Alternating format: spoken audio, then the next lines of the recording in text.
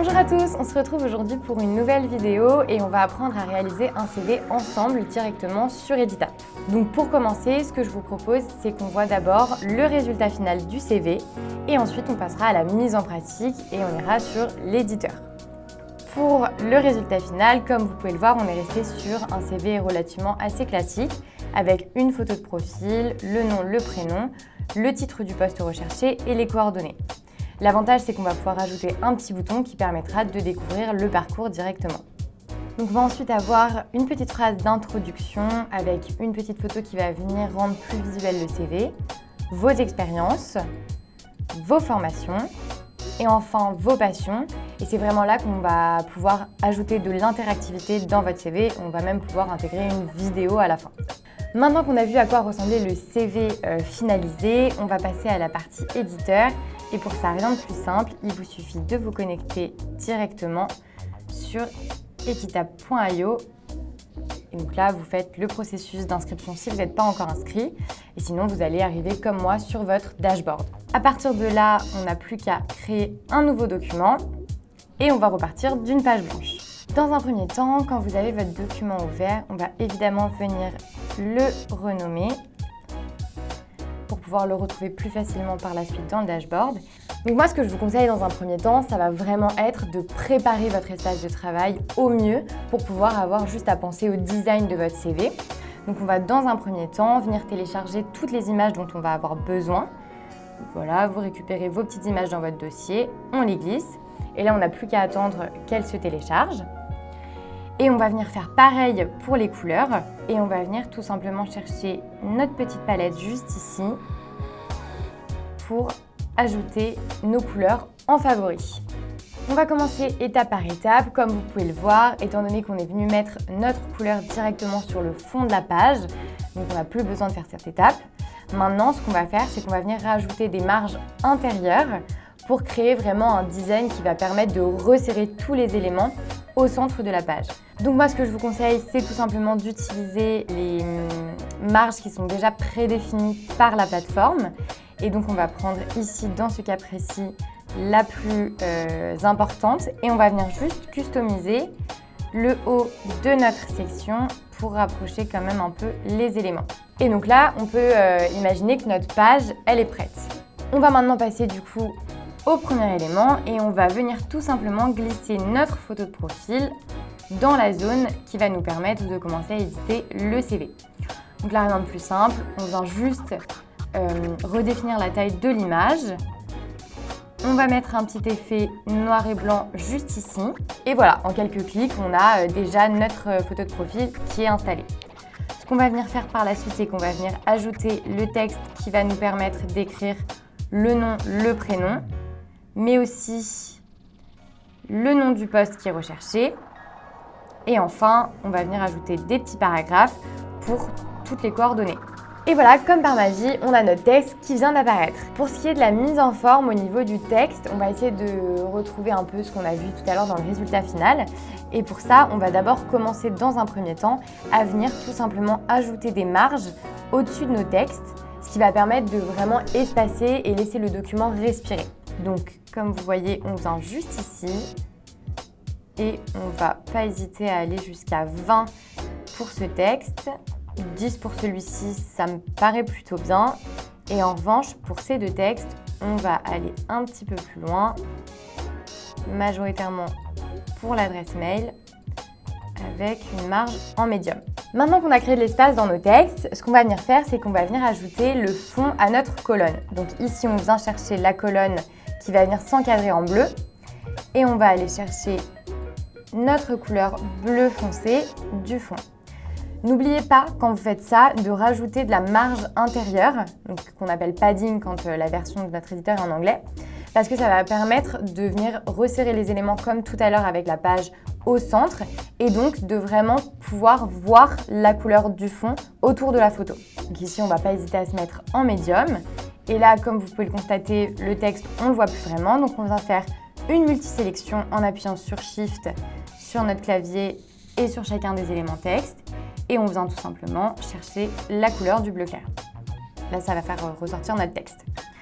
Pour ajouter un aspect un peu plus visuel, un petit peu plus punchy, ce qu'on va venir faire, c'est qu'on va venir tout simplement ajouter des petites icônes au niveau de l'adresse mail et du téléphone portable. Et donc pour ça, on va dans les options du texte et on met ajouter une icône. Donc là, vous cherchez l'icône que vous souhaitez mettre. Ici, on va rester sur des icônes relativement assez classiques puisque le CV l'est. Et on vient chercher le téléphone, hop, juste ici. Donc maintenant qu'on a fini la structure de base de l'introduction, on va venir juste ajouter un petit bouton pour ajouter de l'interactivité et permettre au lecteur de cliquer sur le petit bouton et d'arriver directement sur notre parcours. Donc pour ça, on va dans les interactions, on glisse notre petit bouton juste ici et là, on va venir lui donner l'aspect qu'on souhaite. Donc dans un premier temps, on va venir changer la couleur du background pour mettre le bleu ciel. On va venir changer tout simplement la couleur du texte et on va le mettre au centre. Là, n'hésitez pas à avoir quelque chose d'un petit peu plus gros. Donc pour ça, on va juste augmenter la taille de la police. On va se mettre à 20 et on va venir écrire tout simplement « Découvrir mon parcours ». Pour donner un aspect un peu plus sympa, moi ce que je vous conseille de faire, c'est d'ajouter une marge négative. Donc je vous montre comment faire. On va dans les marges extérieures. Et là, quand on va dans customiser, on vient tout simplement mettre un moins devant le chiffre qu'on souhaite. Et donc là, en l'occurrence, moins 20, ça nous permet d'être à peu près centré avec l'image. Et on a un petit bouton qui passe par-dessus l'image et qui reste aussi sur le reste du cadre. Quand on aura créé la deuxième page, n'oubliez pas de revenir dans cette première page pour venir indiquer que le bouton va rediriger vers la page numéro 2. Pour l'instant, on n'a pas encore la page numéro 2, donc on ne peut pas le faire. Mais n'oubliez pas de le faire à la fin, on le fera ensemble. Et donc voilà, notre première page est terminée. On va pouvoir passer à la page suivante. Et ce qu'on va faire, c'est qu'on va simplement mettre un petit accéléré puisqu'on va répéter les mêmes étapes pour avoir le même bleu que tout à l'heure. Donc pour ajouter une page, on se met ici et là. Et donc voilà, notre page est prête. On va venir glisser notre texte et notre paragraphe qui vont nous permettre tout simplement de venir mettre une petite phrase d'introduction sur qui vous êtes. Et donc même chose ici, maintenant qu'on a notre texte qui vient d'apparaître, on va venir ajouter une petite image pour le côté un petit peu plus visuel. Donc là, pareil, très simple, on va juste venir demander tout simplement à ce que l'image soit en taille complète. On va venir lui donner une hauteur de 150 pixels, soyons raisonnables. Et on va tout simplement venir dans notre section pour augmenter la taille de la première colonne avec le texte, puisque l'image n'a pas besoin de beaucoup de place étant donné qu'elle est petite. Comme précédemment, on va venir sélectionner tout notre texte pour lui donner une couleur bleu foncé et on va tout simplement le centrer au milieu. On va ajouter un peu de marge à notre texte d'introduction. 10, c'est largement suffisant. Maintenant qu'on a notre première partie, on va venir glisser le texte pour créer l'encadré de nos formations.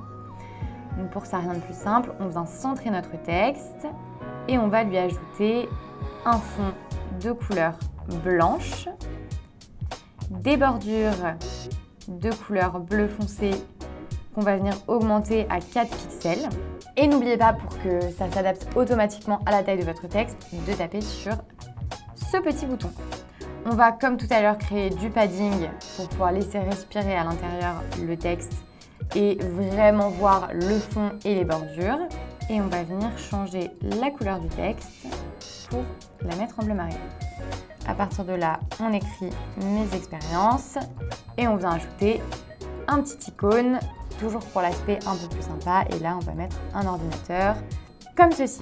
Et donc là, maintenant qu'on a nos expériences, on va pouvoir passer aux 3 colonnes pour décrire tout simplement les expériences. Donc pour ça, il vous suffira d'aller chercher du texte, comme tout à l'heure. On va venir chercher un petit texte et créer une nouvelle section. Un petit paragraphe qu'on vient glisser en dessous du texte.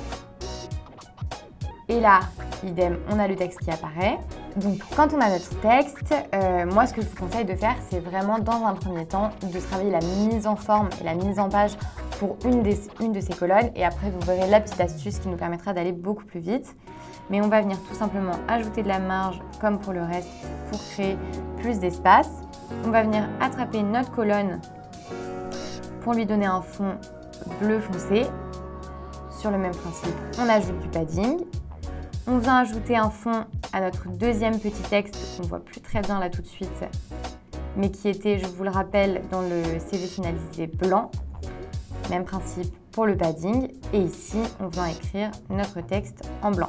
Donc là, globalement, on a la mise en forme qu'on veut donner à notre colonne et on va tout simplement venir la récupérer et la dupliquer en 2 fois. Alors évidemment, je vous laisserai adapter les textes à vos expériences. Et ensuite, on vient tout simplement sélectionner nos intitulés de poste et les centrer au milieu. Et à partir de ce moment-là, dites-vous que vous avez fait le plus dur, puisque, étant donné que les formations sont hyper similaires aux expériences, on vient juste attraper la section, la dupliquer, on la glisse en dessous. Idem pour les colonnes, on vient dupliquer la section et on la glisse en dessous. Et ensuite, on n'a plus qu'à changer le texte. Maintenant que les formations sont finalisées, on va passer évidemment aux passions. Et là, toujours sur le même principe, puisqu'on est sur des encadrés qui sont similaires, on vient dupliquer. On n'a plus qu'à changer le texte et l'icône, évidemment. Et donc pour ça, on va venir tout simplement chercher un petit cœur. Et vos passions sont prêtes. Ce qu'on va faire maintenant pour les passions, c'est qu'on va ajouter de l'interactivité dans notre CV. Pour ça, étant donné que la colonne, elle est quand même relativement similaire au reste, on va venir dupliquer une colonne ici, la glisser en dessous pour créer une nouvelle section.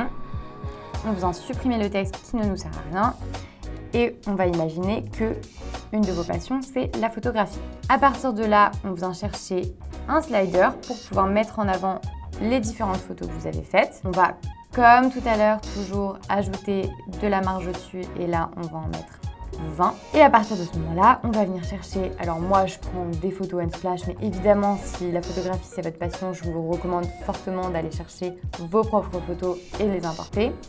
Mais ici on va prendre des photos déjà préfaites.